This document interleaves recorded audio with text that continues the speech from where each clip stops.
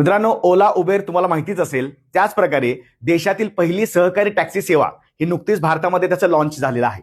आता आपण थोडक्यात बघूया की ही टॅक्सी सेवा काय आहे, त्याचं नाव काय आहे. तर पहिली सहकारी टॅक्सी ती म्हणजे भारत टॅक्सी आहे. ही देशातील पहिली सहकारी टॅक्सी सेवा आहे. आता नेमकं ही सहकारी टॅक्सी सेवा काय असते आपण थोडक्यात बघूया मित्रांनो.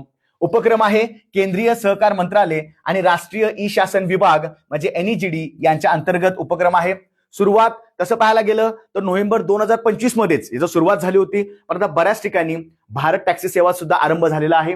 पहिल्यांदा नवी दिल्ली येथे प्रायोगिक तत्वावरची सुरुवात होणार होती, ही सुद्धा झालेली आहे. सुरुवातीला 650 ड्रायव्हर आणि मालक आणि त्यांची वाहने सहभागी होणार आहेत. 20 शहरामध्ये सुद्धा वाढवली जाणार आहे. मुंबई, पुणे, भोपाळ, लखनौ, जयपूर या शहराचा समावेश याच्यामध्ये आहे.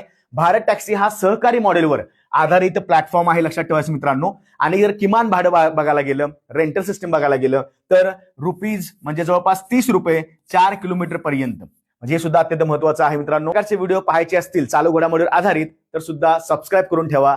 आवडल्यास लाईक करा, शेअर करा, सबस्क्राईब करा. जय हिंद.